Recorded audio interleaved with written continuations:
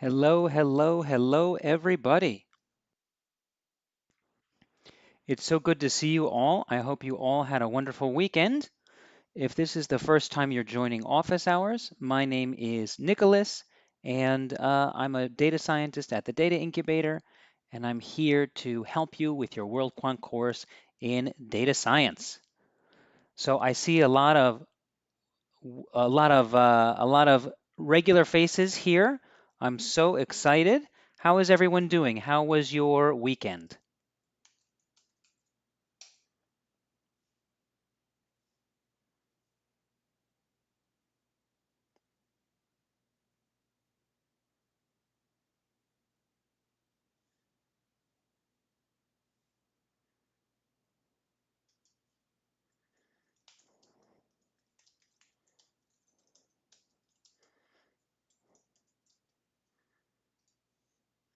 I see a lot of greats. That's wonderful to hear.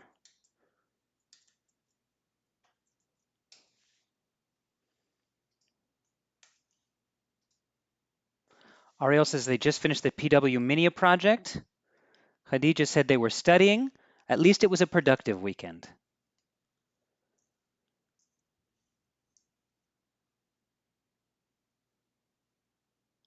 Ardash says, yes, Man vs. Wild with Modi being aired right now. I have no doubt about that. Someone's asking me if I can increase my sound. It looks like my sound is maxed out here, so I'm going to recommend that you increase your sound.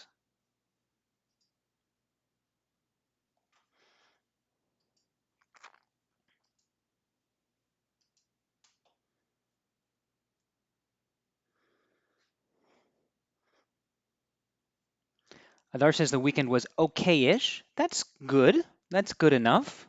Sometimes you just need an okay-ish weekend.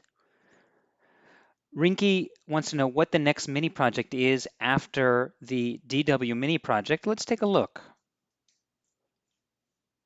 So I'm here on the landing page for the course. I'm going to make it a little bit bigger so it's easier to read.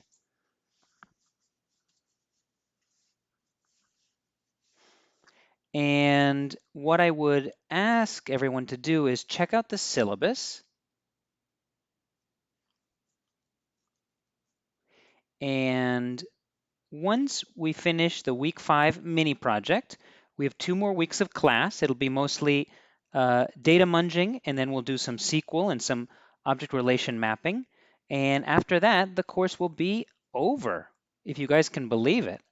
So we have the 4 mini projects, and that will be it. And that will give time for people who say haven't started the DW mini project to finish up before the end of the course.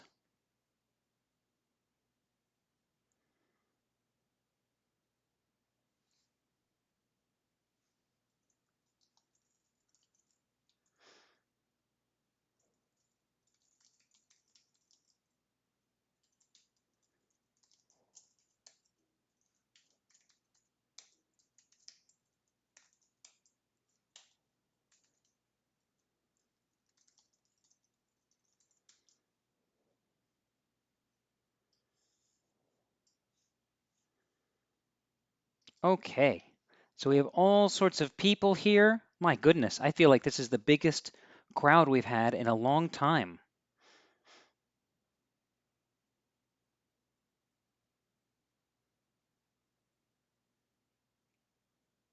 So I think what we should do is look at question 4 and question 5 of the mini project, because I was reviewing the answers that we've looked at in previous office hours, and I think that there's a better way to do it.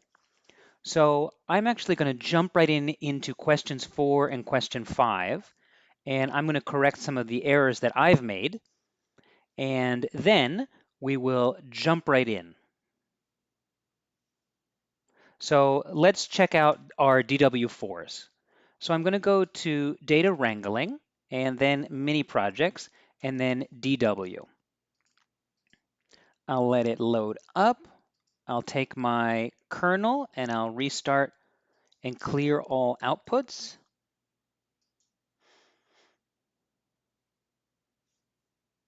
All right. And now let me just run a few cells so that I am ready to go here with you guys. Okay, I've got all my data loaded.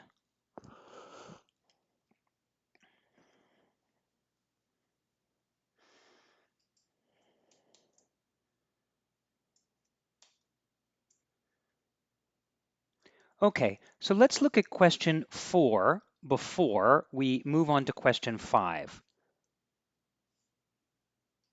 Because I feel like my answer, I'm unhappy with it. So I'm going to do it over, and hopefully we can boost our scores.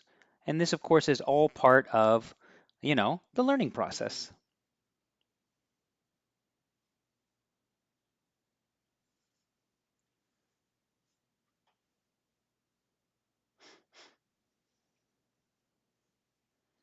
So we have our list of opioids, things that count as opioids. If we look at the chem head, we have these names, and then everything also has this chem sub number. Now, these are the generic names for the drugs, not the brand names. And what we'll want to be doing is using the BNF code field in scripts along with the chem table. So that's a good clue. So why don't I just take this whole cell and I'm going to delete it. And I'll open up a new cell.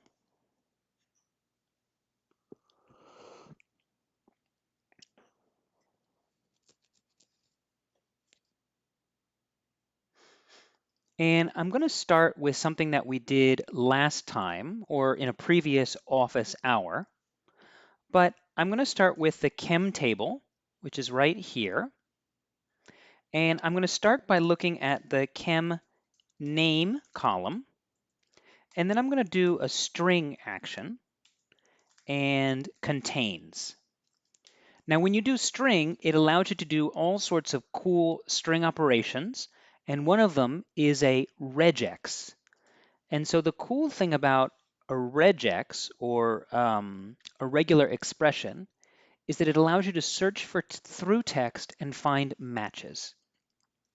And so, for example, if I wanted to find a match to any of the items in the list here, the first thing that I would do is I need to join all the items in a list together, separating them. So I need to join them in a single string. So right now they're all individual strings in a list, and I actually want a single string, but I want every word to be separated by this vertical bar. So how can I join items into a single string in Python? Do you guys remember?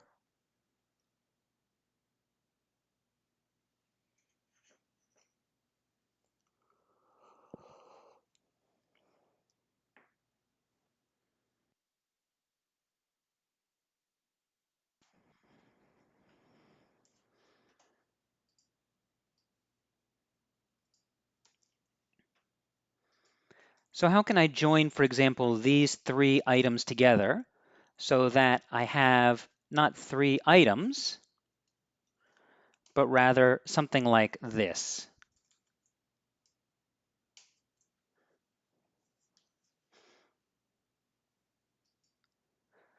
So yeah, so I see two great solutions. The first is that I could just, I could do like a for loop and then combine everything using the plus operator. And another way I could do it is if I took my vertical bar and then I did dot join and I did opioids, it'll basically do the same thing that you guys at Ariel and Adarsh are talking about. So I could do it this way. This is the quick way. And then I could also do something like I could do my string equals, and then I would make it an empty string, and I would go for drug in chem, my string append, let's see here, vertical bar plus drug. Oh, append. Oh, excuse me. I would do my string equal or plus equals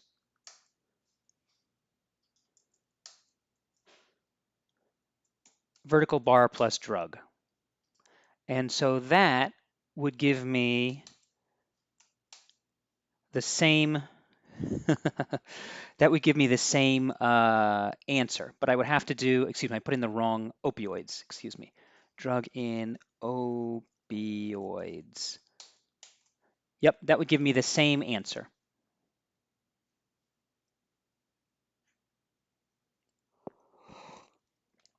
But why use a for loop when I can use this join statement? So what I'm going to do is I'm going to take this join and I'm going to put it here in the chem names.string contains. So what I'm saying is go through the name column, and if you find any name where any of these drugs appear, please let me know. And I'll add another argument here, case equals false, which means don't worry about uppercase and lowercase.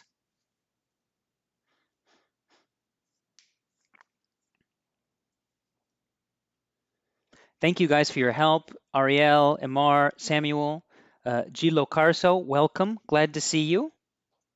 All right. So I have this here, and this is basically going to create a Boolean series, true, true, false, etc., etc. So that's good.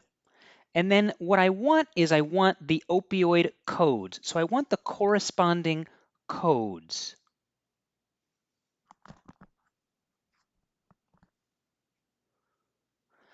So I actually don't want the drug names. I want the codes. So how can I get the codes that correspond to these drug names?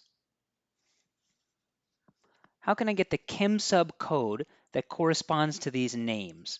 Right now I have a true-false array, but how can I get the corresponding ChemSub codes?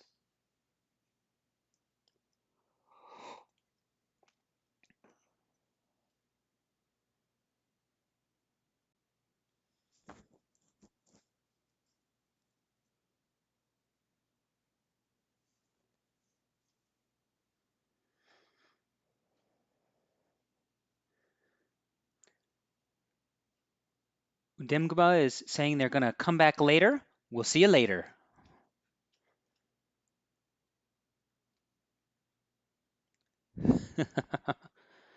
But I really appreciate people who are just coming in to drop in and say hi. It's a wonderful way to keep up the morale and keep the sense of community going. So I'll see you now, and then when you're watching the old office hours, I'll see you then, just not in real time.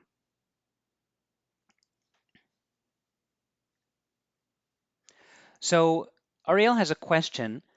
Ariel wants to know if these are dictionaries. So these aren't dictionaries. If I were to wrap this in a question in parentheses and check the type, it's a series. So right now I have a series. So Ashish has a great idea. What I could do is I could take this true false column, which I have here.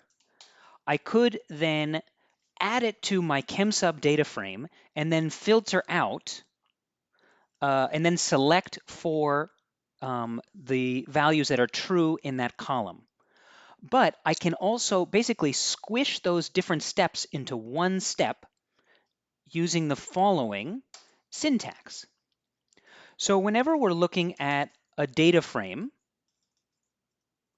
we can put in a square brackets, and then we can give it some sort of filter.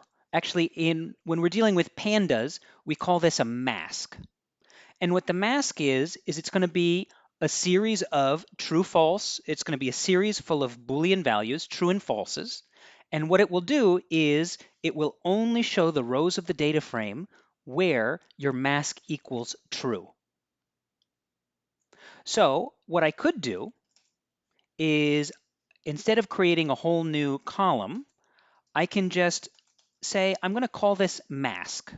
So the Boolean series that we made, I'm going to call it mask. And then I'm just going to say, show me chem. And then I'll put my mask in as a filter criteria. And it will show me all of the rows in the data frame where the mask is equal to true. So if I look at just the head, you'll see that I have drugs that are these opiates. So morphine, methadone, codeine, etc., etc.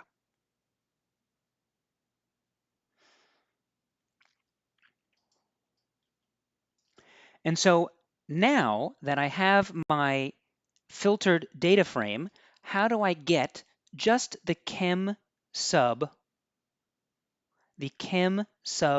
column?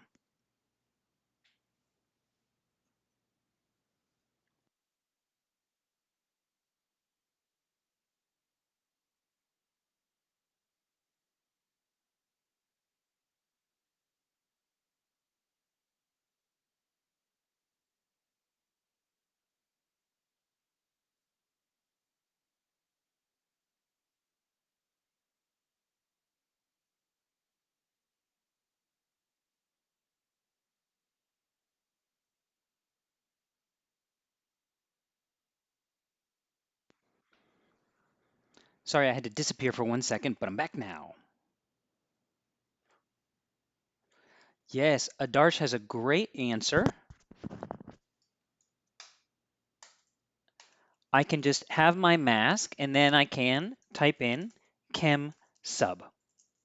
And if I look at just the head, the first 5 rows, this is exactly what I want. I have a series with the chemical codes that I'm interested in that are opioids.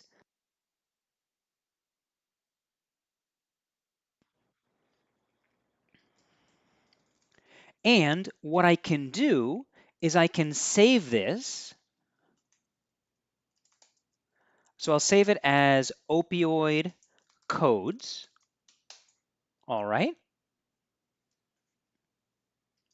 And now here's a really cool part of working with data frames. I have this series that I've created from my chem data frame, but then I can take that chem data frame information and I can look at it or apply it to my scripts data frame. Because I know that if I look at opioid codes, I have these codes that correspond to the opioids. And if I look at scripts, and I'll just look at the head here, I know it corresponds to the BNF code.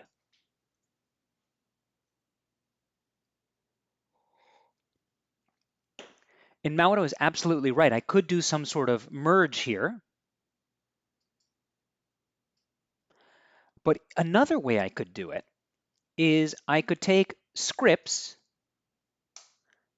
and I'm say I'm only interested in the BNF code column. And then I can use a filter called the is in. The is in.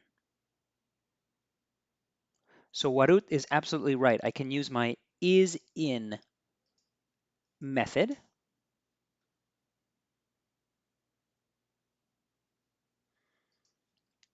And I will copy and paste the documentation for is in into the chat.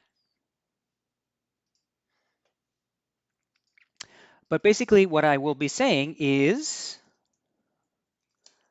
I'll put opioid codes in as my filter for is in. So what I'm saying is show me all of the rows of scripts where the BNF code is in the opioid code series. And if I look at just the head of that, well, I get a bunch of true and falses.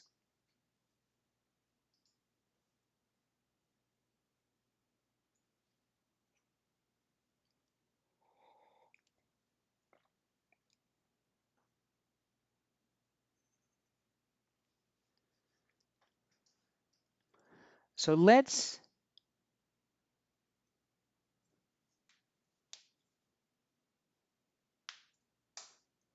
I'm going to, let's see here. So I have this filter. Now I have this filter of true and false.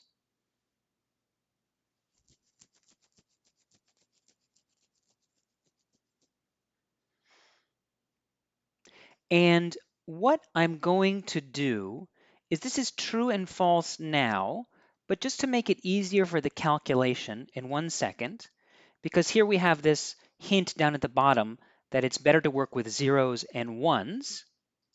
So I'm going to just take this as type int.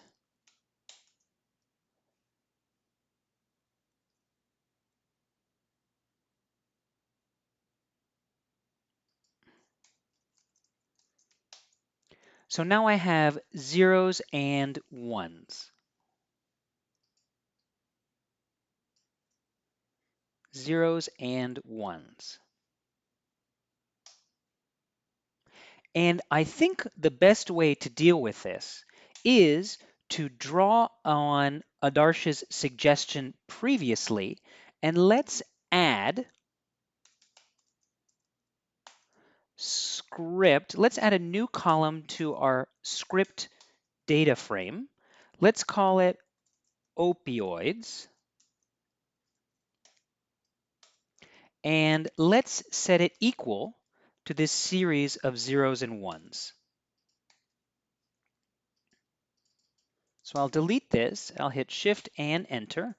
Oh, script, let's see here, scripts. And if I look at the head of scripts, I now have the BNF code, and I now have the opioids here as 0 and 1. Beautiful. I love it.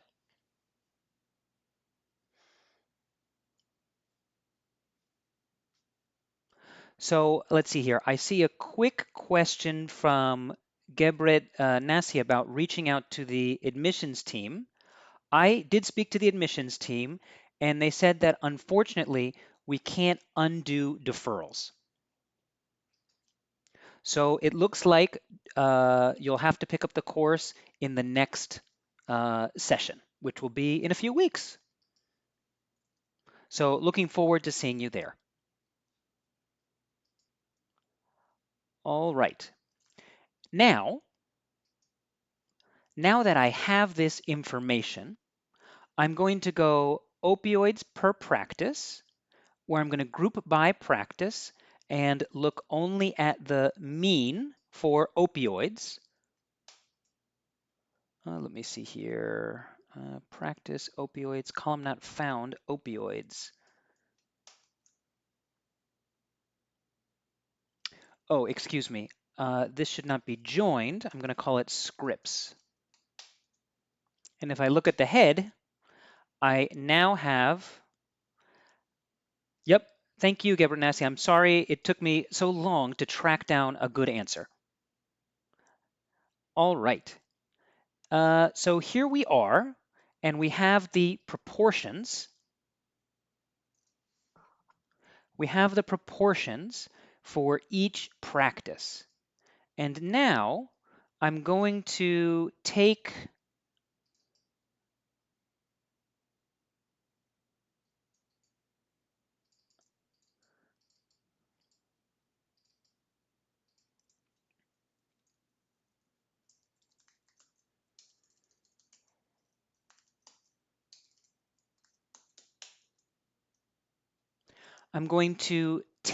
the opioids per practice, and I'm going to subtract the overall mean. So here we have a series. Actually, let's take a look at this series. So relative per practice, plot, type, hist. Oh, this is unhappy with me.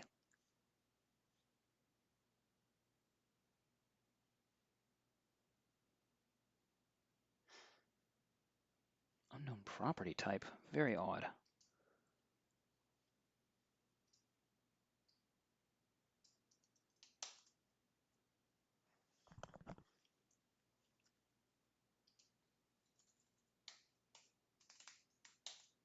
There we go. All right, so let's make this a little bit easier to see.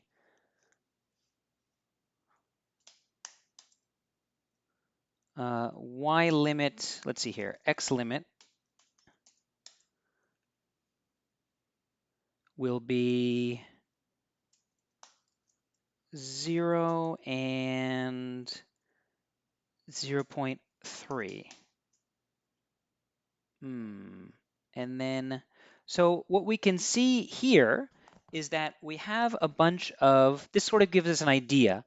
Everything is centered around 0. Actually, here we should probably make this negative 0.03 or negative 0.3. Everything is basically centered around 0, which means that there's not a large difference between the overall mean and the mean for each practice. But if we look to the right, we do see that there's some like 0.2s, some bigger ones, which is some cause for suspicion.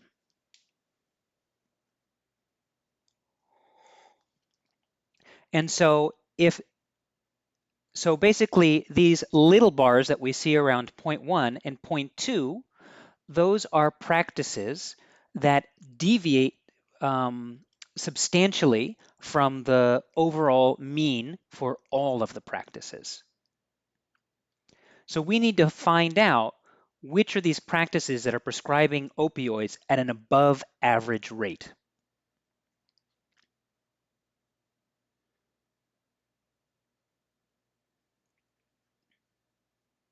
So now that we have that information, I'm going to just, let's see here, redo the code that I did in previous office hours.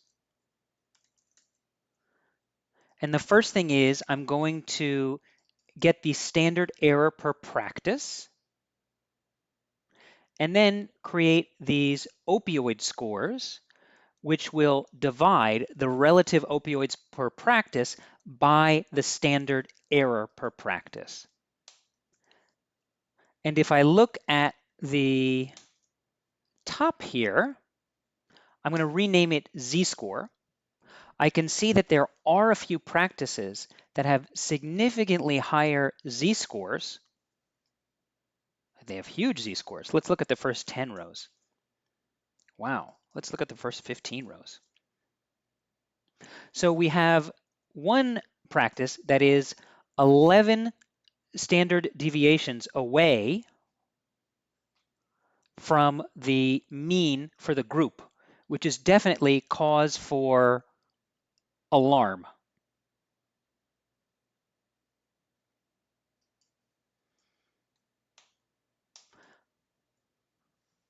So here I have my index, or in this case, it's not index. It's, let's rename this just so it's a little bit easier to read. What did we call this before? What is it? Scripts.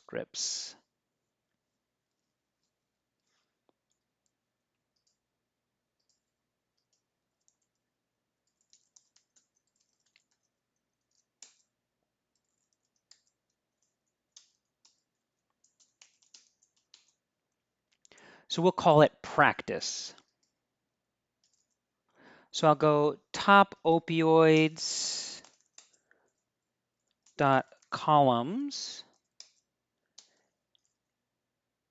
equals practice and Z-score.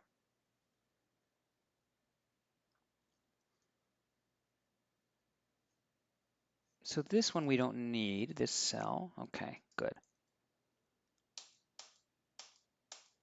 Great. So here I have my top opioids where I have the practice and the Z-score.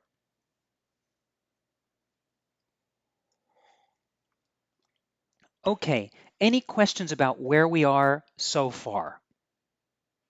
About what we've done so far?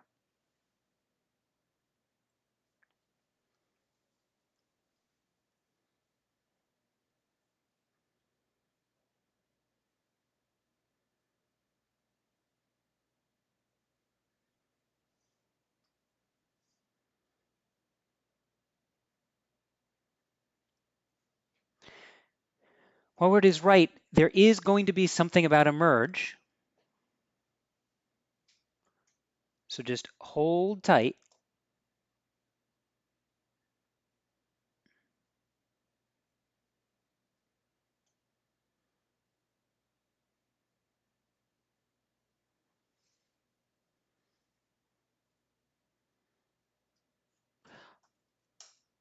Ashish is also right. I could also do z-score like this and then hist, and that would give me a histogram here.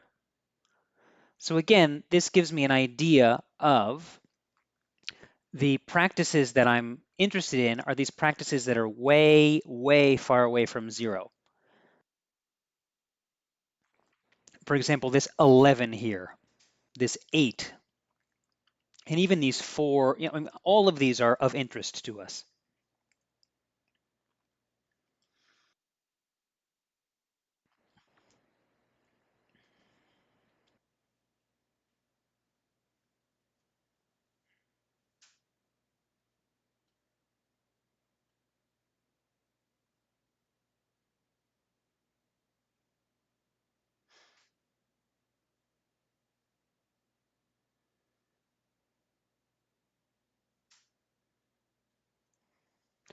Okay, so now let's get to that merge that Waru was talking about. The first thing that I'll do is I'll create a data frame with the unique practices. That is to say, there is only one practice per each practice has only one row in this data frame. And I did that by grouping by code, then looking at the name column, and then taking the min, which in this case just means give me one of those rows. So if I look at the head, I have the code and the name.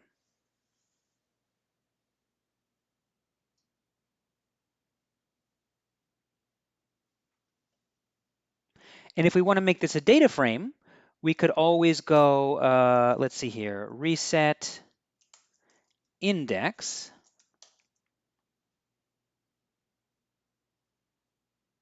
If it's unhappy with me. Excuse me. What I want to do is the following. I could take unique practices, and I could say unique practices equals PD data frame,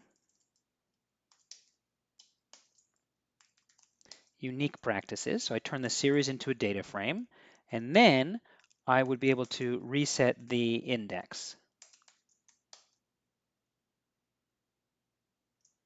Oh, it's unhappy with me again.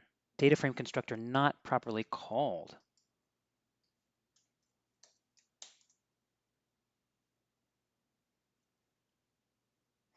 Very odd. Well, I'm not going to worry about it too much.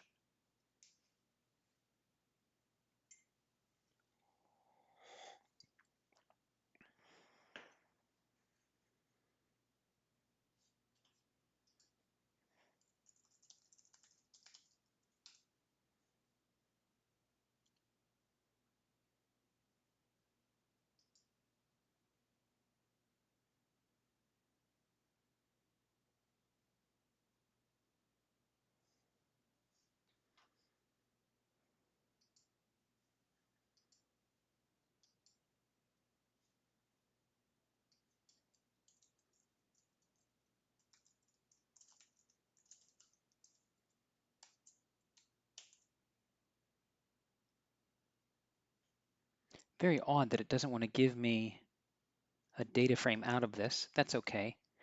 Can I use braces instead of square brackets or vice versa?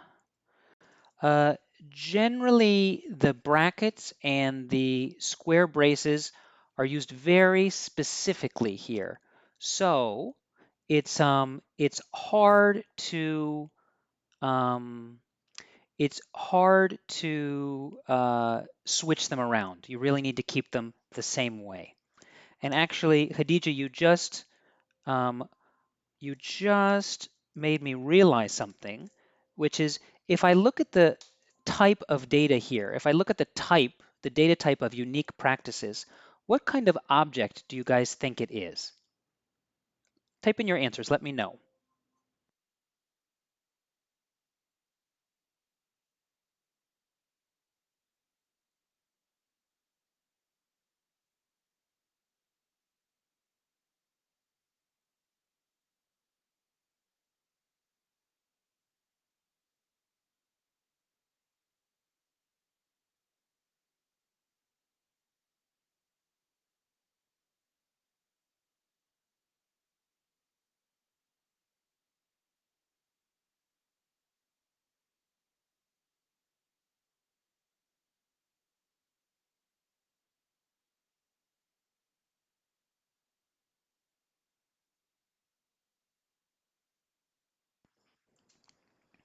So Imar thinks it's a series.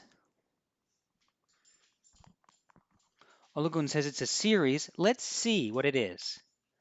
Ah, it's a series group by. So it's a little bit different.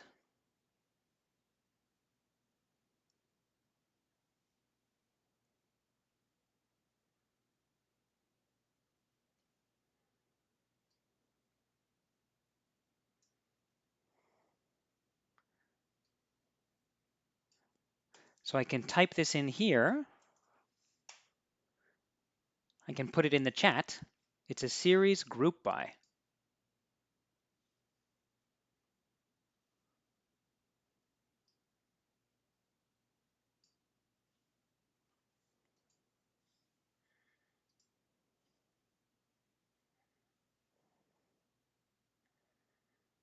So the question then is, how can I get this series group by into a data frame or something that's going to allow me to do my merge here?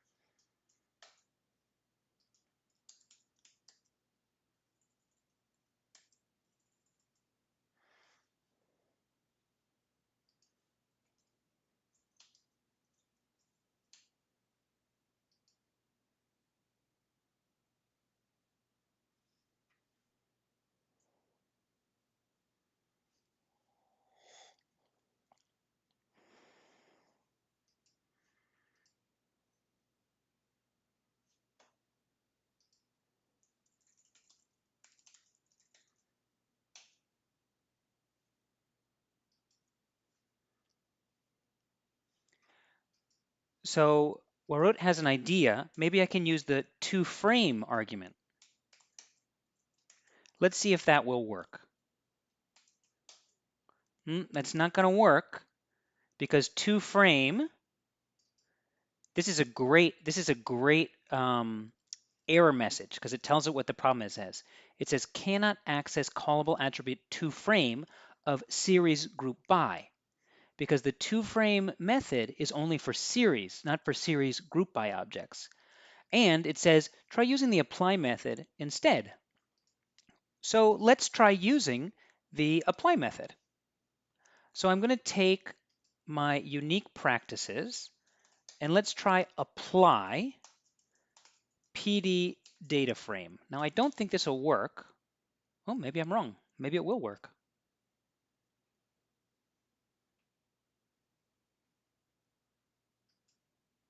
And I was right. It doesn't work. It kills my kernel. So let me show you what we actually want to do is take unique practices, look at the name column in that series, and then do the apply. But I've just killed my kernel, so I need to redo a few things. Give me 1 second while I do that.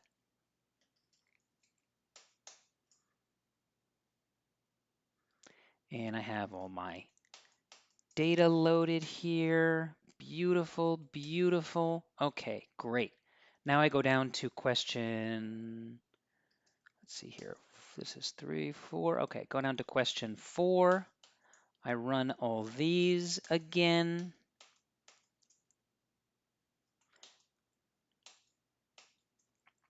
And this is the great thing about these Jupyter notebooks is that you can always just redo the process so you know exactly what steps you've taken.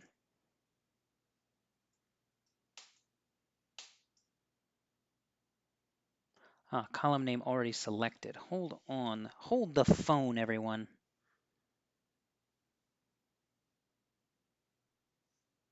Let's try code. Column name already selected.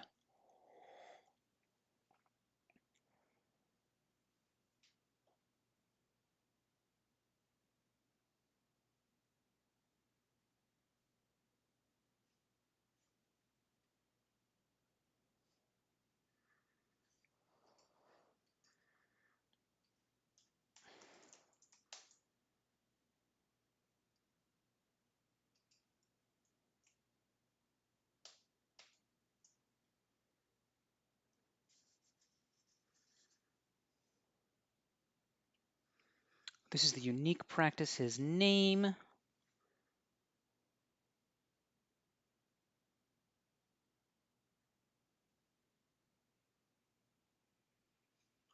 Let me think about this for 1 second.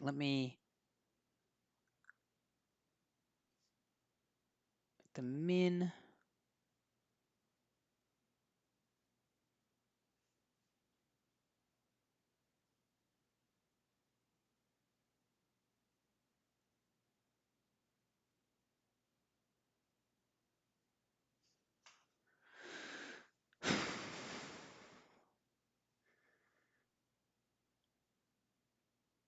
What do you guys think? I think what I'm missing here is I think I know what the problem is.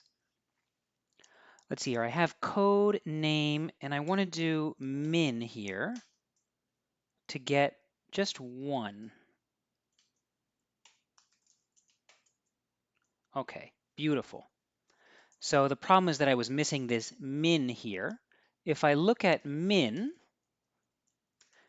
if I look at the data type now that I've added the min, now I have a series. So I was just missing one little part of my code, and because of that, I couldn't make it into a data frame. But now I wouldn't have any problem wrapping it in this data frame method, and now I do have this beautiful data frame. So I'm going to take unique practices, and down below, I'll just copy and paste this code.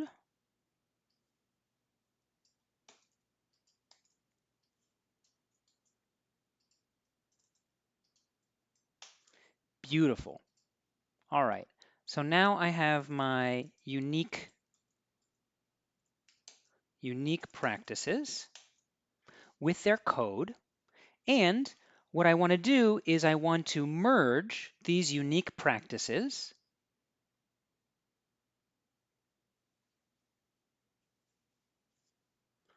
let's see here, with my top opioids. Top opioids data frame.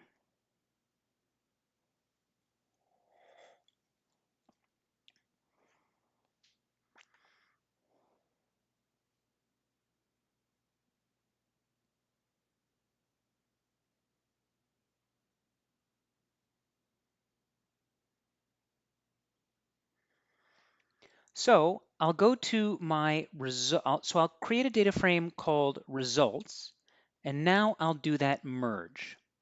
So I'll start with merging unique practices. I'll say top opioids merge unique practices. So top opioids, this data frame will be on the left, and then unique practices, this data frame will be on the right. So I'll say top opioids merge unique practices. The type of merge I want to do is going to be it's going to be a left merge. The left on, I want to merge on practice. So I'll put practice here. And then my last argument will be right index equals true, because I want to merge the code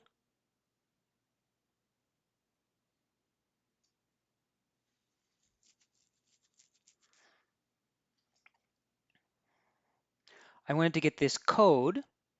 I wanted to merge the code to the practice. So I'll do right index. Let me see if that works.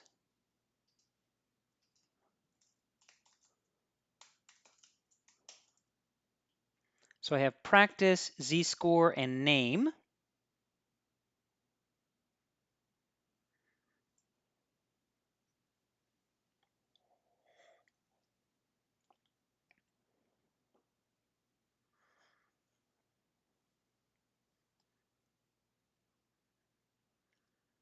DJ has a great question. Well, you know, the issue here is that we're just kind of doing question 4 from start to finish to make sure that we are all on the same page. Okay, so now I have my results head, and what I would like to do is I want to make another column here that's going to have all of the percentage of opioids prescribed for that practice. So just to quickly review that answer, what I did was I took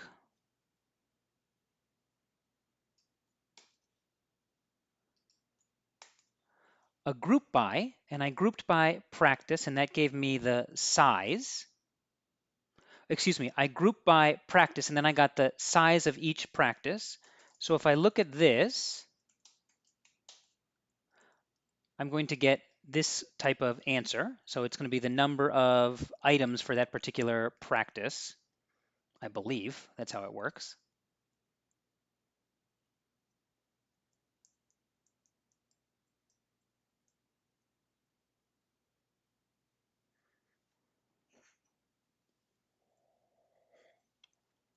Or the number of scripts.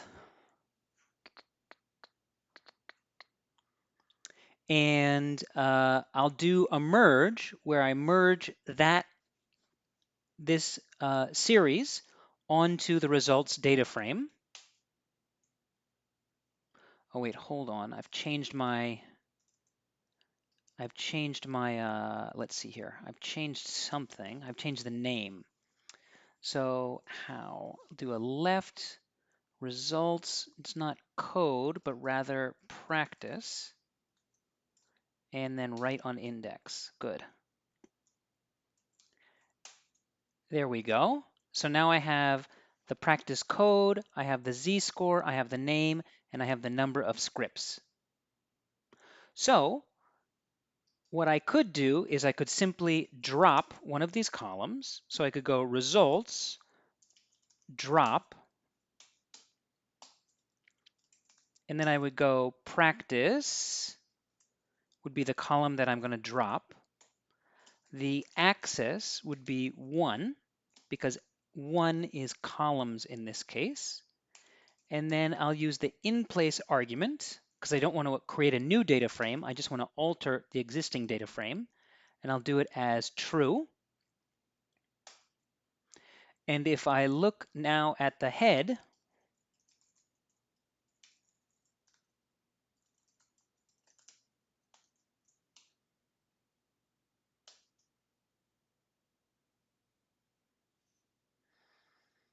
I have all the numbers that I want. Or excuse me, I have all the information that I want. Although this is in the wrong order, so actually maybe I don't even need to do the drop at all. I can do it the way I did it last time, where I just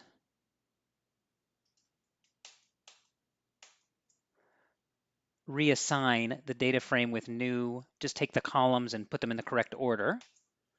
So if I look at results head again, beautiful, I have name, ZSOR, and scripts. And I can see that the first row here, if I scroll down to the sample answer, National Enhanced Service 11.69 and 7, that matches what I have for my first row of my data frame. So I'm very happy with the way that's turned out. And then, and I really love this list comprehension. It's like, this is the beauty of Python right here. If I look at results.values, and I'll just look at the first 5, it gives me a list of lists where each sublist is a row in the data frame. And the way that I can convert one of those, or I can convert those into tuples, is by wrapping it in this tuple method. So now you can see that it's surrounded by parentheses and not square brackets. And this would be another example of where square brackets and parentheses are very different things in Python, right? They have very different meanings.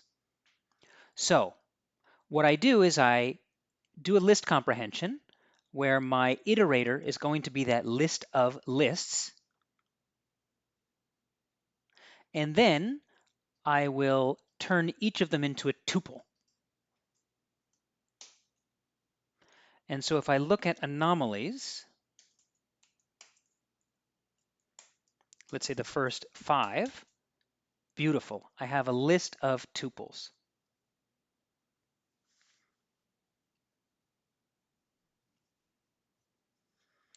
Khadija has a question as to whether we can round these numbers here. I mean, I suppose that we could, but looking at the sample answer, well, let's see here. This has how many decimal places? This has 10, and this has a lot more. So we can round it to 10. Sure, why not? Let me think about what would be the best way to do that.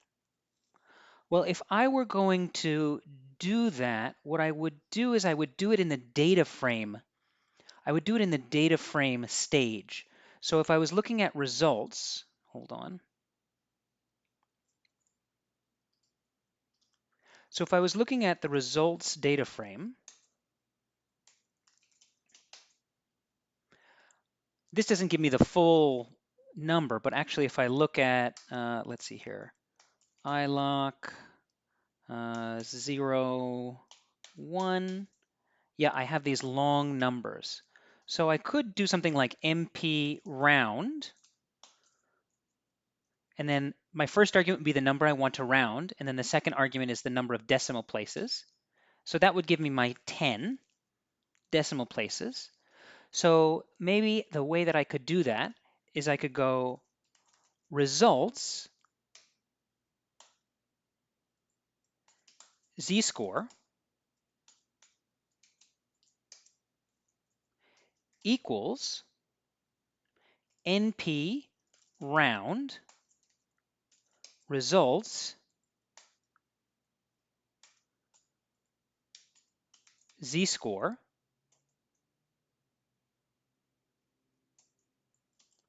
10. And now if I look at my results again,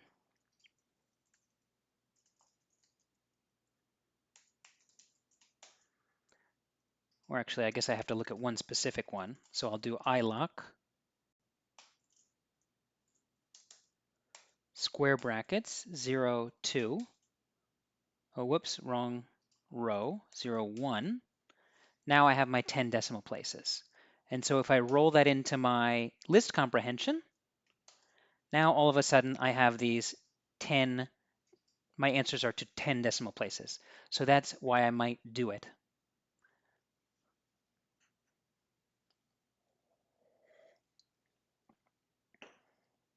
Okay, so we only have 2 minutes left, Warut, so I don't think I'm gonna have time for your question, but I really want to run this through and make sure that it works. So I have my, let's see here, grader, and I'll run it through the grader, and my score is 1.0. So I had a bad score my last time because I wasn't filtering properly, because even the teacher, can you believe this? How embarrassing. Didn't read the instructions that what I wanted to filter on was using this BNF code and the chem code or the chem subcode. So just by doing that a little bit differently, I was able to then keep most of the code that I had written before and then make my list of tuples and pass it right through to question 4 and get my 1.0. Hooray, hooray, hooray, hooray. Okay, good. Well, we have about a minute left. So tell me what I can answer in this last minute. Are there any questions that you have about what we've done? Warut, I do see your question, but I think it needs a little bit of a longer explanation. So I will pick it up tomorrow, and then we can also look at question 5.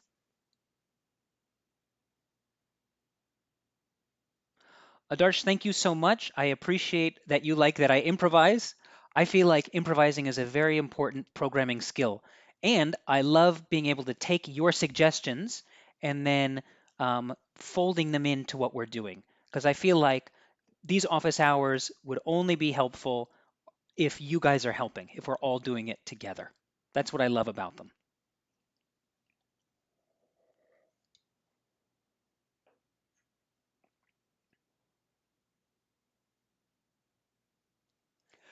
Well, we need to think, Warut, about the merge left increases the total number of rows because when you merge left, where there are those double keys, they're putting the same row into the place. They're putting the same row in place. I feel like I can do a better explanation of this later. And whereas when you're just doing the unique ones, it's a one-to-one pairing.